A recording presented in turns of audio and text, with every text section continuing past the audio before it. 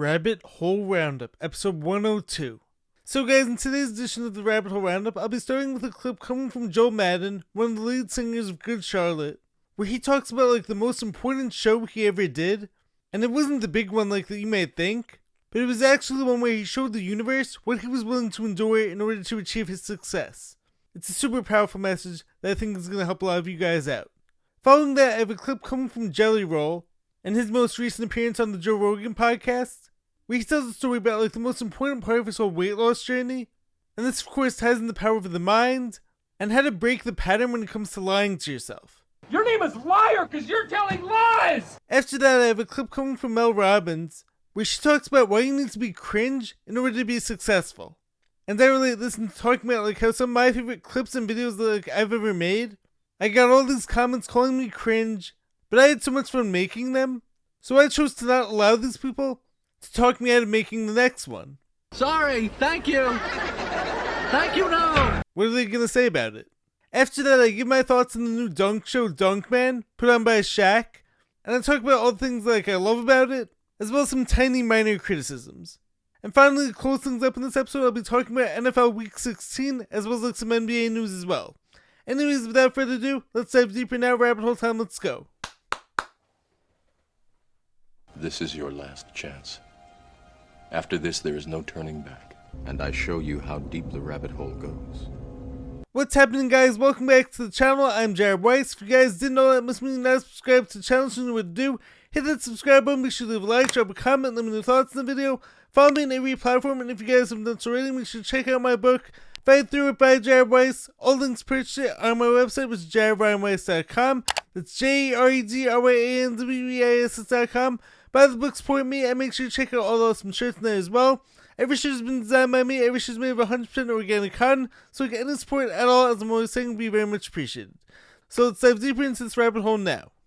So first up, I have a clip coming from Joel Madden on his podcast Artist Friendly, where he talks about his most important events that he ever had, and it's not the ones you think. The most important show I played was the one where we pushed all our gear to the bar on our skateboards a mile away all day to load in, because they said we can have the gig on Sunday night, but we have to bring the PA, we have to bring all the instruments, and we didn't have a car. So we lived a mile from the bar. We were 18 and we were trying to make it. We pushed all the gear on our skateboards a mile. Wow. All day. And we had every night, a Sunday night gig. And the weekends that our drummer at the time was the only one with a car who would drive up where we lived in Maryland. We had moved up to Annapolis, which was a bigger area. There was a local music scene. And we were out in the country, hour and a half, 2 hours away. Yeah. So we moved there to try and make it, because there was bands from there. Sure. And so we were trying to get gigs, and we got this gig finally, and we were pushing the gear on the skateboards all Sunday to get it to the gig, to get it to the venue and load it in and then set up. And then Sunday night we'd play for 4 hours, sometimes 50 people. Sometimes it ended up becoming a thing, and we made it a thing, and it was 150 people every Sunday. And it was popping. Oh, but that's it cool. started no one. And also the caption reads, before the sold out shows and the hits, there were skateboards, Sunday night gigs, and a band willing to do whatever it took. And also coming from the full episode, he also says how, when you're willing to show God and the universe what you're willing to do, you end up getting rewarded for this. At least that's how I like to view my journey. So it's I'm willing to post every single day for 5+ years now, while having speech challenges, and yet podcasting is my main form of content. Well, there is the possibility that you've gone right out of your mind. Also, back in high school, I used to wake up before the crack of dawn every day to get shots of in basketball or to go through all my workouts. And of course, I never realized how much sleep I was missing out on. And I probably wasn't doing things in the healthiest way, even though I was trying so hard to. But I think it comes down to sometimes what you're willing to go through to achieve that success and to make your dreams a reality. This is not me saying that you have to seek out pain or actively search for ways to make your journey harder, as I used to do sometimes, but it's about putting together your daily habits and daily deposits for a long enough time, because during the whole waiting season, that's actually where you're being tested the most, I believe. God and the universe wants to see how determined you are in pursuit of that dream and how badly you really want it. So it may seem super hard right now, but once again, with me for instance, I wrote a book, I put out a t-shirt line, and I'm out here grinding every single day with my content, Most of the time though, to no applause. I haven't made a ton of money yet, and I know my worth and I know what I deserve, but it feels to me like I'm always being urged to keep going. It's almost as if every time I get one of your amazingly kind comments, it feels like God's way of tapping me on the shoulder and being like, you're almost there, look at how many people you're helping, and don't forget why you started this. And one day I'll be able to look back, and similar to what Joel just said, I'll be like, this is where my success came from. This was like the foundational time where everything came on top of. Not when I had millions of followers and millions of views, but rather when I was grinding it out in the trenches. It's almost like how in football so often you hear them say, the game is won and lost in the trenches, aka coming from the O-line and D-line play. All we see, of course, or all we're all focusing on, is the quarterbacks, the running backs, and the wide receivers scoring the touchdowns. And of course I'm guilty of this too. But the truth is, that success doesn't happen without the sometimes messy, ugly, hard-fought play being done in the trenches. So for Good Charlotte, it wasn't just about the anthem, but rather it was the shows where they had to carry all the equipment, playing in front of just a couple people here and there, so remember that. Moving ahead, I have a really powerful clip coming from Jelly Roll, from his most recent appearance on the Joe Rogan Podcast, and this illustrates the power of the mind. And I've been studying about lying to yourself. That when you tell yourself you're going to do something and you don't do it, your body then starts to know that you don't mean what you say. Right. You never followed through. What the fuck you? You think I'm going to run because you tell me to run, dude? You lie to me all the time. And I was in that concept, and I came out that morning dressed up in my stuff, and I was like, man, that rains pretty hard in my family. And this wasn't them being a lack of support, Joe. This was just, I think this was me lying to them for so many years. My daughter was like, just wait till the rain quits or do it on the treadmill or something. But in my mind, I was like, no, I'm going outside, you know? And I was like, I'm done lying to y'all. I'm done lying to me. I told y'all I was going to go do this walk, and I was going to do this walk.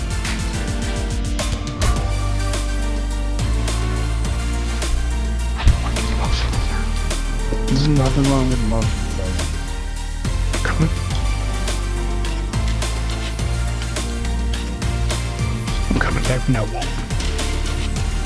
And I'm coming up my driveway. It's up a big hill. I'm bringing the camera to it. It's a huge hill. And I'm coming up the driveway to the hill. And all my family's out there cheering me on, clapping, hands up. I'd done nothing but lie to them for years about this weight. I'd done nothing. I'd never proved to them that I was going to change or that I'd be a man of my word in any regard. They had every reason not to go out there and cheer me on. And that was like a big moment. That was the moment. So first off, I have to commend Jelly Roll once again for holding himself accountable and sticking to his words when it came to his whole weight loss journey. What he's done has been nothing short of incredible. And I would highly recommend listening to that whole episode because there was so much wisdom and so many gems coming from that.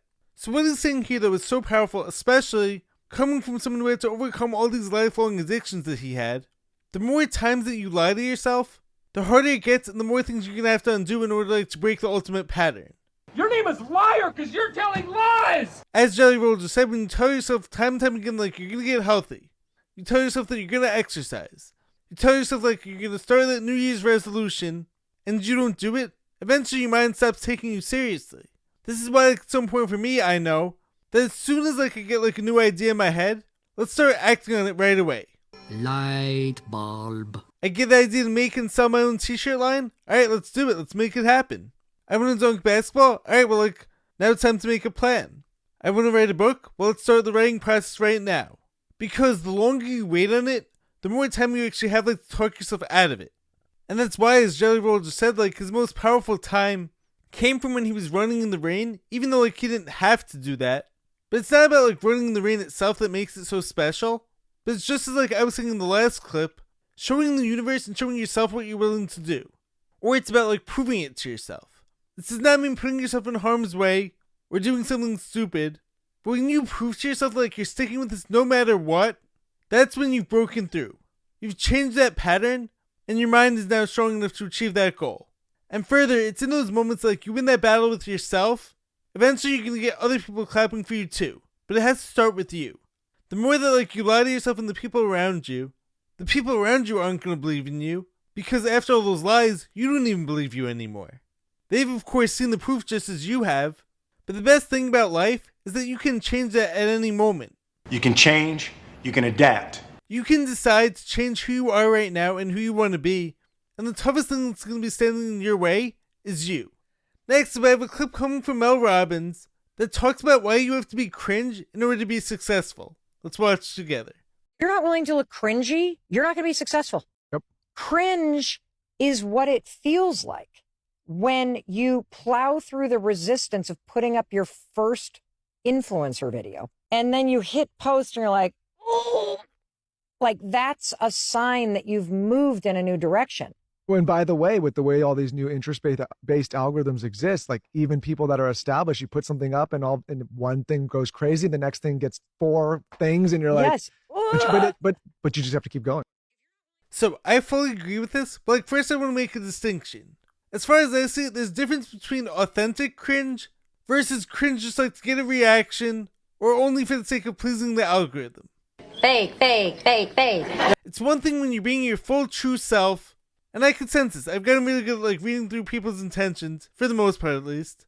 But I also see people out there who are saying things like they don't really believe in, or just flat out showing this inauthentic behavior, just because it's trending, or just because like this person knows like that doing this is going to go crazy with the algorithm. And of course I'm not the judge of this. And once again, we can't all choose like to change who we are at any time. But it's almost like how with dating advice these days. You have people telling you to change who you are just like to get this person to like you. But I'm like, why would I want a girl who only likes me because I'm not being me? Now on the flip side though, being cringe by being yourself is actually incredibly freeing. Some of my favorite and also like my most popular acting clips like I've made, I've gotten all these nasty comments on them, calling it cringe or this or that, or even like certain topics that I talk about. But it's like, I had so much fun making this, how could this person hate on this? And back when I was first starting out on social media, I would initially like try to respond to all these people, but now I realize they don't matter to me. And the only way like they could stop me is if I stop making these videos. So just by putting yourself out there, whether it's starting a podcast, writing a book, playing a sport, etc., you're almost guaranteed to get people making fun of you. But chances are, that person is just like jealous of you. They're actually miserable with themselves, so they don't want to see you having fun. Misery, as we know, loves company. So it's like, if they can't be happy at their job, they're going to convince you that like you can't be happy either. But honestly, that's for them to figure out. It's not up to you to please them or to shrink who you are just to fit in. The world needs more cringe and more people who are willing to have fun and be weird and sing and dance. What's wrong with weird? The world needs weird. I mean, honestly, do any of us look up to the people who are playing it safe? Or do we value those who are willing to take chances and take risks, even if it means like looking stupid? And this is also why, for instance, when it came to the John Wall dancing clips like I made this past year, as soon as the idea came to me, immediately I knew I had to act on it because otherwise, my logical mind probably would have been like, oh my god, that's so cringe, all these people are going to laugh at me, so don't do it. But what ended up happening as soon as I clicked post on that, it became one of my most popular clips, but above all that, I had the best time making it. Call me cringe, call me weird, call me whatever, but I'm going to be me until the bitter end. Now before I get into this week's sports recap, NFL Week 16 as well as like NBA news, I want to get into another sport and like a new sports show called Dunkman, and I want to give you my thoughts on it so far. So we just had round 2 the other day, the semifinals, and this is of course Shaq's show, and I think it's awesome. I'm a huge fan of the sport of dunking, and I'm also like an aspiring 5'6" dunker myself. I've always been like incredibly intrigued by dunking, and I've had this goal of wanting to achieve a 40+ inch vertical jump for like the longest time now. And quick side note, the highest I've ever tested was actually 36 inches, but I do think I hit like probably around like 37 on my best jump ever. Anyways, I'm working on it. But now back to Dunkman. I think this show was a great idea, and like I love seeing the sport of dunking get its shine. You have some awesome judges from Shaq to Mac McClung, who of course knows ball when it comes to dunking. You have Vince Carter, who I'm super impressed with when it comes like to his knowledge on dunking. I mean, of course I knew like he was one of the best dunkers of all time in the NBA, but also like as any pro dunkers know, or people who have followed the sport of dunking for any amount of time, there's a big difference between NBA dunking versus pro level dunking and all the technicalities, but like Vince definitely gets it. You also have Nate Robinson, who's no surprise like an incredible judge, I think, because he's also always been part of the whole street ball and like dunk scene, and the whole alternative NBA stuff, I guess you'd call it. And also Jalen Rose has been one of the commentators on the show too. So I think if I'm not mistaken, the show started with 40 competitors, or something like that, and most of these guys I've known and seen them over the years on social media. Some of them like I've actually spoken to in the past too. So Jordan Kilganon has been well known as like being one of the most creative and possibly even like the best dunker of all time in my opinion. You also have the short guys like Ty Jackson. You have foreigners who can fly. You have Lee Peck, who's a legend in the whole dunk world. You also have Darius Clark, the world record holder for highest jump ever. You have Jonathan Clark, a lifelong dunker. The only main ones who I think we're sending out like as missing from this competition are Isaiah Rivera, Chris Staples, Guy Dupuis, and possibly the best dunker of all time, even though he doesn't really dunk anymore, T-Dub. Anyways, each dunker only had 2 dunks in round 1. So my only issue with that though, is that it's like one miss or one bad dunk and you're done. And this is why my suggestion would be like, if you're gonna do it that way, then at least maybe have like a wild card coming from each group who the judges could pick to save them. Because as far as I saw it, there were a few really good dunkers who missed out on getting to the next round. And some of them even had like a great performance, or even just like a slightly bad score on one dunk, and they killed them. So that's one minor critique I have. And also I thought the best pro dunker contest of all time was actually done by Whistle Sports, because I really liked how that contest incorporated themes like highest jumper, or you said like special prop dunks, and all these other like creative challenges to really show off like who the best dunker was. And I also know Billy from Dunkademics. He also said like how the judges need to understand push-off dunks better, and how to properly score them too. Anyways, I really love the show and like I'm excited to see where this all goes. So I wasn't aware that like Dunkman was going to be finishing up last week. I thought it was like just going to be the semifinals. But of course they had the semis and the finals on the same night. So I gotta talk about this because like this was super exciting. And also like semi-controversial finals, I guess. So first up, I liked how they used my idea as far as saving a dunker. And Shaq actually saved 2 dunkers that can have them compete to get to the semifinals. Now I love like how they saved Darius Clark, aka Bunny Hops. And he may have had like one of the 6 dunks in the whole show. His 360 behind the back was crazy, so well executed. But also, if I'm being totally honest, I was also hoping for Jay Clark to be saved as well as like Miller Dunks maybe. Anyways, the semifinals were really good. However, my major criticism initially was that like Jordan Sutherland got snubbed. And same thing with Lee Peck. I mean, Sutherland did like a cradle dunk over his parents. And I thought like this was on first try. And Lee Peck also did like a double up over Vince Carter, which like I also thought was first try. However, after commenting on and talking with Billy from Dunkademics, he told me that like the show didn't show every single dunk, meaning that there were misses that weren't shown, and so Sutherland didn't actually make his dunk first try. So at the very least that explains that. Then the finals came, and like I do feel like the best person won, Jordan Kilganon. He was definitely the most deserving, and like not just what he did in this contest, but honestly all he's done like for the sport of dunking as a whole. Now into some other minor critiques that I had.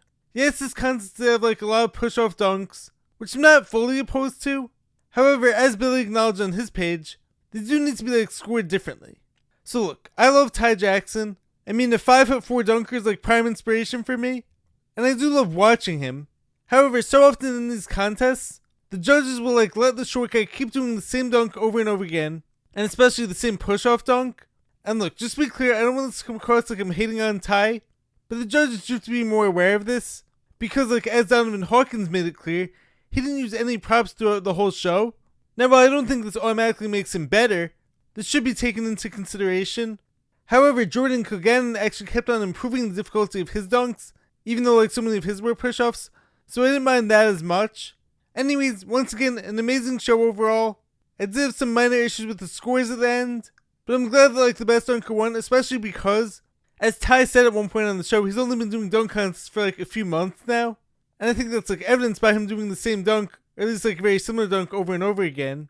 So if you gave him the title over Jordan, it just like would not have felt right. Let me know your thoughts if any of you guys have watched it so far. Anyways, on to this week's sports recap, NFL Week 16, and also like NBA news too. Let's go now. So first up, I want to start this NFL talk about Grandpa Phillip Rivers and like how he balled out last night. As I tweeted out last night, this guy deserves like a Medal of Freedom or some type of like award for like what he's been doing. Not only is this not gone terrible, as so many people like out there had predicted, but it's actually gone extraordinarily well.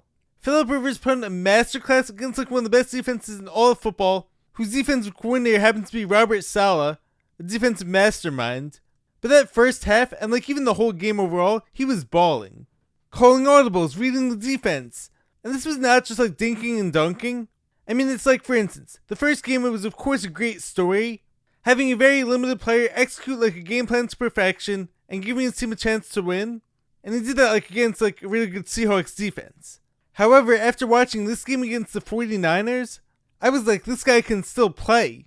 He went for 277 with 2 touchdown passes, and yes, he threw a pick 6 with 3 minutes left, but Warren also telegraphed his route. This game was not on Phillip Rivers at all. That defense though could not get any stops. A team who had the best rush defense coming in was giving up 6 yards a carry, and special teams also had a fumble. Brock Purdy threw for 5 touchdowns. He was just unstoppable. Kittle had 7 catches for 115 and a touchdown. The team was getting whatever they wanted. This once again brought back all those sad memories of Flacco's defense ruining all of his great performances. I can't even think about it. Anyways, although slim playoff chances, I can't wait to see Rivers continue to play. And dare I say, should he consider coming back next season again? I don't know. Now let's rewind a bit. Thursday night game, which had some massive playoff implications. The Seahawks beat the Rams in overtime 38-37 and managed to overcome a 30-14 deficit.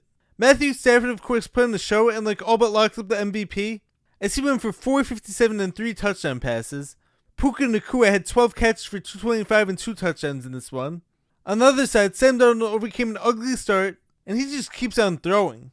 That may honestly be one of his best qualities. He doesn't let his picks stop him from pushing the ball down the field. JSN, of course, had 8 catches for 96 yards and a touchdown. And Charbonnet also had an odd 2-point conversion. And Rashid Shaheed returned a punt for a touchdown. The speedster coming from the Saints. The Rams actually fired their special teams coach after this game, as that special teams has cost them a few games this year. I still have the Rams as the best team in the NFL, but they may actually have to make it as a wild card now, which is honestly crazy, but that division is just so good. Next up, as a Packers fan, I was not happy after seeing that Saturday night loss against the Bears. Yes, Jordan Love did go down with an injury, but Malik Willis came in there and balled out. He's definitely earned himself a starting job or at least a consideration next year. He was doing it both on the ground as well as he threw a beautiful pass to Romeo Doubs. He definitely gave them a chance to win. And the Packers also had so many chances to put this game away in regulation. And then of course you also had the whole onside kick mishap. Now of course give credit to Caleb Williams for those last 2 scoring drives as well as the crazy throw in overtime to Jade Walker. Tough overtime loss for my Packers, who had a chance to win even without Parsons and Love. Moving ahead, Trevor Lawrence and the Jaguars have been looking like a legit contender in the AFC.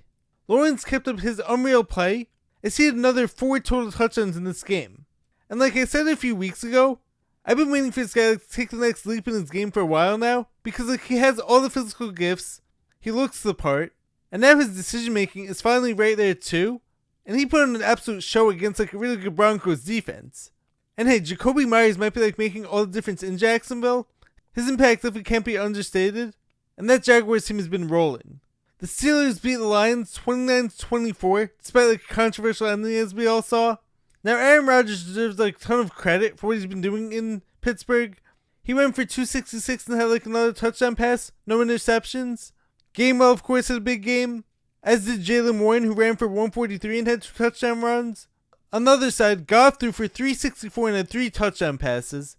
But that final drive with all those penalties may have been a little bit questionable. It kind of looks like the Lions got screwed. And now, of course, unfortunately, that team's on the brink of elimination. In the Sunday night game, the Patriots had a massive comeback and erased an 11-point deficit to beat the Ravens. Lamar Jackson, as we all saw, got hurt, unfortunately. But Snoop Huntley actually came in there and played really well, I thought. However, I don't think anyone understands why the Ravens stopped giving the ball to Derrick Henry late in that game. I mean, he was running all over the Patriots. He had 128 yards on the ground and 2 touchdowns. And yet, for some reason, they just stopped giving him the ball. Drake made his biggest game passing yards wise, as he threw for 380 and 2 touchdown passes, but he also threw a pick and had a fumble. Henderson unfortunately got hurt for them. Diggs had 9 catches for 138, and the Patriots pull off another win. My guy Kirk Cousins keeps up his impressive play, and yes, I know this game doesn't matter playoff wise, but he's playing for a starting job next year. He's basically auditioning for a role next year, and he's making his case pretty clear. He had 3 total touchdowns in this one. Robinson had over 150 combined yards, and Pitts had a touchdown catch too. And look, nothing against Michael Penix, but Kirk has been building chemistry with Pitts and Robinson the past few games that you can maybe even make a case for him to be the starter in Atlanta next year. Or at least somewhere he's got to be. Moving ahead, the Panthers got a crucial win, 23-20 over the Buccaneers. I'm not sure exactly what's going on with Baker, and the Bucks seem like they've recently been reeling. It's not over for them yet, but Bryce Young had 2 more passing touchdowns in this one, and Baker went 145 with a touchdown and a pick. If I'm not mistaken, they are going to get another crack at the Panthers in Week 18. The Bills beat the Browns 23-20, and James Cook had another massive game. He ran for 117 and had 2 rushing touchdowns. While on the other side, I'm not sure how much money Skip Bayless and the whole arena is making, but it's honestly embarrassing listening to them talk about Shedeur Sanders. And I'm not even anti-Shedeur. I do think he has potential, and as I keep saying, he's still young and still has time to develop, but we can't be acting like this guy's the next Tom Brady already. And plus he did give a better answer in this week's press conference. Maybe showing some signs of maturity, possibly. We'll have to see on that one. But I was told that checkdowns and dinking and dunking was bad whenever Gabriel was doing it, or that throwing interceptions was always Flacco's fault when he was doing it. I'm just keeping it real right now. Shedeur's up to 8 picks and 6 touchdown passes, with an extremely low QBR, and after a solid opening drive, it didn't look too good, and yet if you listen to Skip Bayless and the whole arena, you would think you were watching a whole different game. It's crazy, but hearing people like that makes me honestly not want to root for the same guy who they're rooting for. Just saying. Now I'm not going to cover every single game from this week, but I will say for the Saints, Tyler Shuck looked amazing again, and he got his 3rd win of the season, as he went 32-49 for 308 and a touchdown pass. Taysom Hill threw a touchdown pass and also had some nice catches. I'm really hoping another team or the Saints re-sign him next year. Re-sign him? I'm not sure how that came out. And something has to give him more plays, because it's honestly so fun watching him play football. Bengals beat the Dolphins while Joe Burrow balled out. Texans beat the Raiders in surprisingly close game 23-21. Chargers beat the Cowboys and Herbert had a massive game. He threw for 300 yards and 2 touchdown passes. Titans beat the Chiefs 26-9. And the Eagles beat the Commanders and the Giants and the Vikings beat the Giants 16-13. Now this leads me into, is this year defined by the pocket passer? Is this the year of the pocket passer? As we know, there's always a pendulum that swings back and forth every year, or every few years. So for the past few years, it was all about the running QBs. But I think there's a reason why, over the years, so many teams frown upon this. It's because so often, it doesn't last very long. It's fun and it's flashy, but Lamar is hurt now. Jaden Daniels is hurt now. Jackson Dart can't not get hurt. So if this year is showing me something, it's to maybe build up your offensive line, keep your quarterback protected, give him time, but make sure that he's someone who's able to pass from the pocket. A hybrid is a bonus, but look around the league right now. Stafford's going to be the MVP, a pure pocket passer. Goff just clinched another 30 touchdown and 4,000 yard season. Joe Flacco when he came to Cincinnati, 12 touchdowns and 2 picks in his first few games there. Look at what Kirk Cousins has been doing these past few weeks. Aaron Rodgers is having a great season. Even Jalen Hurts' best games this year have come when he's mostly throwing in the pocket. And of course, most recently, Phillip Rivers is dissecting and breaking down defenses as basically a statue in the pocket. This year, it's been all about the brains at the line of scrimmage and those who are able to step up in the pocket who've been balling out. And hey, if you have a hybrid like Josh Allen or even Drake May, even better, but also Josh Allen is incredibly sturdy. Most of these other guys don't have that body type. I mean, Jaden Daniels, super skinny. Jackson Dart leads with his head too much. Lamar is super skinny too. And hey, nothing against those guys. All those guys can ball too. But I just found it to be a super interesting observation. Now finally for some NBA talk. I may have underestimated this Knicks team. I was not expecting them to win the NBA Cup against the Spurs. But when you have Mitchell Robinson getting every offensive rebound, you have Brunson picking up the whole scoring load, and Clarkson coming in and hitting shots off the bench, and then of course this new guy Tyler Kolek, where did he come from? He might be the Knicks' secret weapon. And of course, cue in all the white player comps. He's the next Steve Nash. He's the next Goran Dragic. I get it. And yeah, he could definitely play. He's really good at cutting through a defense and either driving in for a shot or finding the open man on a kick out. It's going to be really interesting to see if the Knicks are still looking at a trade for Giannis possibly. As for my favorite team out west, the Lakers and LeBron, remember a few weeks ago when everyone thought LeBron was done? How's that working out for you guys? Ever since losing that 10-point streak, he's averaging close to 28 points a game. He had a 35-point game the other night. And he's back to looking like LeBron, the GOAT. Jokic got his 14th triple-double this season last night, at the time of filming, as Denver's now 21-7. And that team is firing on all cylinders and also getting a ton of bench production from guys like Hardaway and Bruce Brown. Another team to watch out for, who I keep saying, is the Portland Trailblazers. That team is young, athletic, and between Avia, Sharp, Kilganon, and Kamara and company, that team, whether this year or next year, is definitely coming. And one more shout out to Con Knipple on the Hornets, who became the fastest player to hit 100 threes in his career. He's currently averaging 20 points per game, 5 rebounds, and 4 assists a game, as he's been looking really impressive so far early in his career. Anyways, that's your sports recap for the week. Let me know your thoughts in the comments below. Let's get back to the video now. Anyways, I hope you guys enjoyed the video. I hope you guys enjoyed hearing all the topics. Let me know your thoughts in the comments below. What was your favorite topic? What are your thoughts like on all the NBA and NFL talk?